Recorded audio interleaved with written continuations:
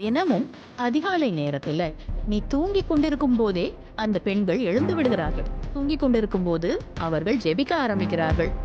மகள், நிறுத்துங்கப்பா, over damage பண்ணாதீங்க. நீயும் உன் கணவனும் தெரு நாய்களை பராமரித்துக் கொண்டிருப்பீர்கள். இதற்கெல்லாம் உங்களுக்கு பணம் எங்கிருந்து வருகிறது? அந்த பணத்தை ஏன் சபையில் உள்ள ஏழைகளுக்கே கொடுக்கக்கூடாது? ஆடுகளை மேய்ப்பவர்கள் தான் மேய்ப்பர்கள், நாய்களை அல்ல. காரணம், உண்ட மயக்கம் தொண்டை வரை என்பார். நீங்கள் உங்கள் அதிகாரத்தை வைத்து மனிதர்களின் வாயை வேண்டுமென்றால் மூடலாம். ஆனால் தேவனிடம் உங்கள் தாட்சா பலிக்காதுமா? வீட்டில் உணவில்லை என்று உன் கணவன் உணவுக்காக வேறு வீட்டிற்கு செல்ல நீ அனுமதித்தால், ஒரு மனைவியாக நீயே உன் வாழ்க்கையை பாலு கிணற்றில் தள்ளிவிட்டு நாசமாக்கிக் கொண்டாய் என்றுதான் அர்த்தம். இது வாழ்க்கையின் எல்லா சூழ்நிலைக்கும் பொருந்தும். நம் வாழ்க்கையும் நம்மை நம்பி இருப்பவர்களின் வாழ்க்கையும் கூட பாதிக்கப்படும். சில இழப்புகள் மீண்டும் சரி செய்ய முடியாது போகும். இவ்வாறு வாழ்க்கையை இழந்து அதை மீட்டெடுக்க முடியாமல் தவிக்கும் உதாரணங்கள் நம்மிடையே ஏராளம் உண்டு.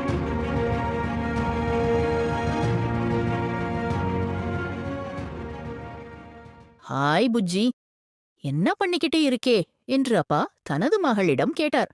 அவள் சோகமான குரலில் ஹாய்ப்பா என்று பதிலளித்தாள். ஏன்மா சோகமாயிருக்கே என்று அப்பா மெதுவாக கேட்டார். ஒன்னும் இல்லப்பா, எனக்கும் என் கணவருக்கும் சின்ன சண்டை, அதை விடுங்க, இது எப்பொழுதும் போலத்தான் என்றாள். அப்பா கவலையுடன் அவளை பார்த்து மீண்டும் கேட்டார். சரிம்மா, இப்போ என்ன பண்ணிக்கிட்டு இருக்க? இன்றைய பெண்கள் கூட்டத்துக்காக ஒரு பிரசங்கம் தயார் பண்ணிக்கிட்டு இருக்கேன்பா என்றாள். அப்படியா, என்ன தலைப்பு என்றார் அப்பா. நீதிமொழிகள் 31ஆம் அதிகாரத்திலிருந்து குணசாலியான பெண் மற்றும் அவளுடைய பொறுப்புகள் பற்றிப்பா என்றாள் மகள். சரி, நல்லது என்றார் அப்பா. பின்னர் கேட்டார், மா, யாருக்காக இந்த பிரசங்கம்? அவள் பதிலளித்தாள். ஸ்லம் பகுதிகளில் வசித்து வீட்டு வேலைகள் மற்றும் ஹவுஸ்கீப்பிங் வேலைகள் செய்கிற பெண்களுக்காக அப்பா. அப்பா மெதுவாக சிரித்து கூறினார், மா, நான் யாருக்காக என்றுதான் கேட்டேன். நீ திருச்சபை பெண்களுக்காக என்று சொல்லியிருக்கலாம். ஆனா நீயோ அவர்கள் எங்கே இருக்கிறார்கள், என்ன வேலை செய்கிறார்கள் என்று சொல்ற. ஏன்மா? தேவன்னா அந்த பெண்களை நீ பார்க்கிற மாதிரி பார்ப்பாரா? மா, நான் ஒரு விஷயம் சொல்லட்டுமா? ஒரு வேலை இது உனக்கு பிடிக்காமலும் கூட இருக்கல. அந்த பெண்கள் பல வழிகளில் உன்னை விட உயர்ந்தவர்கள். நீ பிரசங்கிக்கிறாய், ஆனந்தான் அவர்கள் அதை வாழ்கிறார்கள். அவங்களோட ஏற்கனவே பொறுப்பான பெண்கள்மா. அதோடு அவர்கள் தேவபக்தியுள்ள பெண்கள் கூட. ஆனா நீ உன் கணவருடைய சண்டை போட்டிருக்கிற, இன்னும் சமாதானம் கூட செய்யல. உன் வீட்டப்பாரு, அதன் நிலைதான் என்ன? உன் பிள்ளைகள் எங்கே என்று உனக்கு தெரியுமா? பிரசங்கம் வெறும் வாயிலிருந்து மட்டும் வரக்கூடாதுமா, அது வாழ்க்கையிலிருந்தும் வரவேண்டும். நீ சொல்றதையெல்லாம் நீயே முதல்ல செய்றியாமா? அப்பா தொடர்ந்தார். மக்களுக்கு வெறும் பிரசங்கம் மட்டும் தேவையில்லை. அவர்களுக்கு தேவனிடமிருந்து ஒரு செய்திதான் தேவை. சொல்மா, நீ சொல்ல போகும் செய்தி உண்மையிலேயே தேவனிடமிருந்துதான் வந்ததா அல்லது உன் அறிவு திறமையால் வந்ததா? அம்மா, அறிவு இரு மாப்பை மட்டும்தான் உண்டாக்கும், ஆனால் அன்போ பக்தி விருத்தியை உண்டாக்கும் என்று வேதத்திலே படிக்கலையாமா? நான் உன்னை தடுக்கிறேன் என்று நினைக்காதே. நான் உன் அப்பா. நான் சொல்லவில்லை என்றால் யார் உனக்கு சொல்லுவார்கள்? இது தப்புமா? தயவு செய்து திருத்திக்கோ. நான் சொல்றத கவனமா கேளு. தினமும் அதிகாலை நேரத்துல நீ தூங்கிக் கொண்டிருக்கும் போதே அந்த பெண்கள் எழுந்து விடுகிறார்கள். நீ ஆழ்ந்து தூங்கிக் கொண்டிருக்கும்போது அவர்கள் ஜெபிக்க ஆரம்பிக்கிறார்கள். மகள், நிறுத்துங்கப்பா, ஓவர டேமேஜ் பண்ணாதீங்க. நான் தினமும் சரியாக 4 மணிக்கு எழுந்து ஜெபிக்கிறேன். வேண்டுமென்றால் அந்த நேரத்தில் அவர்கள் தூங்கிக் கொண்டிருப்பார்கள். ஆம்மா, நீ சொல்றது சரிதான் என்றார் அப்பா. ஆனால் ஜெபத்துக்குப் பிறகு நீ என்ன செய்கிறாய்? மீண்டும் தூங்கப் போகிறாயே, இல்லையாமா? ஆனால் அந்த பெண்கள் நீ தூங்கிக் கொண்டிருக்கும்போது தங்கள் பொறுப்புகளை செய்ய ஆரம்பித்து விடுகிறார்களே. தூக்கத்திலிருந்து எழுந்தவுடன் உனக்கு மொபைல் பார்ப்பது வழக்கம். ஆனால் அவர்கள் குடும்பத்திற்காக உணவு தயாரிக்கிறார்களே. உனக்கு பெட் காஃபி ஒருவர் கொண்டு வந்து தர வேண்டும். ஆனால் அவர்கள் குழந்தைகளை பள்ளிக்கு தயாராக்குகிறார்களே. நீ பல் துலக்கும் நேரத்தில் அவர்கள் கணவர்களை வேலைக்கு அனுப்புகிறார்களே. உனக்கு வீடில் சும்மா இருப்பதற்கே மேக்கப் செட், பெர்ஃப்யூம் எல்லாம் வேண்டும். அவர்கள் தாமும் தயாராகி பஸ்ஸை பிடிக்க ஓடிச் சென்று நீ சொன்ன அதே வீட்டு வேலை மற்றும் ஹவுஸ்கீப்பிங் வேலைகளை செய்து நாள் முழுவதும் கடினமாக உழைக்கிறார்கள். அவர்கள் மதிய உணவு எப்போது சாப்பிடுகிறார்கள் தெரியுமாமா? மதியம் 3 மணிக்குதான். கர்த்தாவே என்றார் அப்பா. அதற்குப் பிறகும் அவர்கள் வீடு திரும்பி மூத்தவர்களை கவனித்து அனைத்து பொறுப்புகளையும் முடிப்பார்கள். அந்த நேரத்தில் நீயும் உன் கணவனும் தெரு நாய்களை பராமரித்துக் கொண்டிருப்பீர்கள். இதற்கெல்லாம் உங்களுக்கு பணம் எங்கிருந்து வருகிறது? அந்த பணத்தை ஏன் சபையில் உள்ள ஏழைகளுக்கே கொடுக்கக்கூடாது? ஐயோ, துன்மார்க்கனின் இரக்கமும் கொடுமையே. ஆடுகளை மேய்ப்பவர்கள்தா மேய்ப்பர்கள், நாய்களையல்ல. காரணம் உண்ட மயக்கம். தொண்டை வரை என்பார்கள். நீ சோம்பலின் அப்பத்தை புசிக்க கூடாதுமா?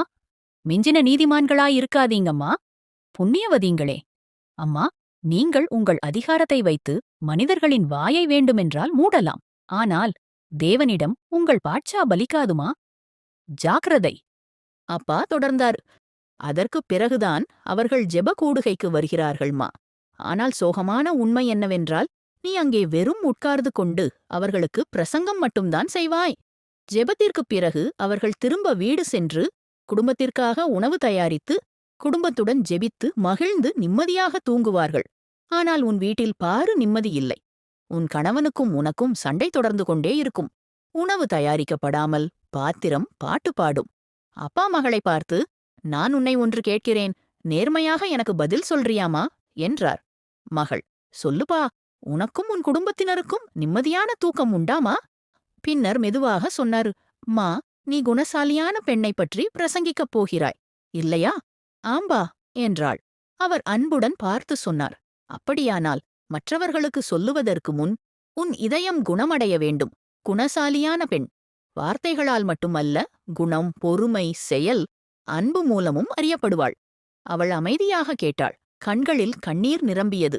மா, குணமடையாத இதயத்தோடு நீ பேச நின்றால் உன் வார்த்தைகள் சரியாக இருந்தாலும் அதில் உயிர் இருக்காது. முதலில் உன்னை நீயே சரி செய்து கொள்.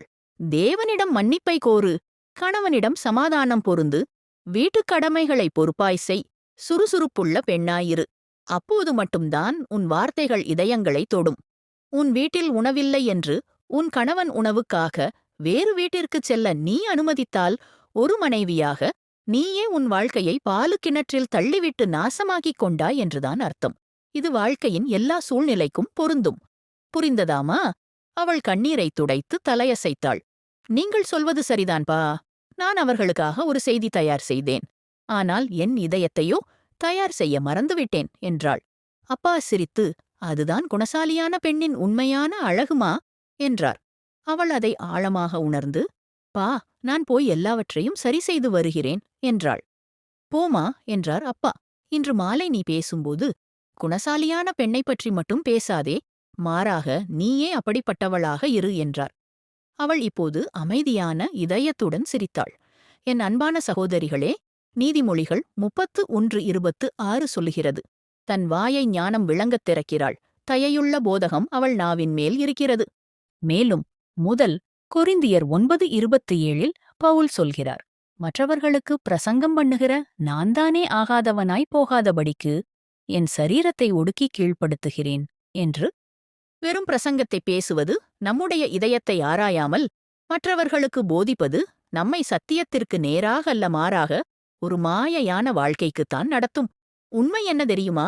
குணசாலியான பெண் சொல்வதை வாழுகிறாள். நம்முடைய வாய் மட்டுமல்ல, நம் வாழ்க்கை பேசட்டும்.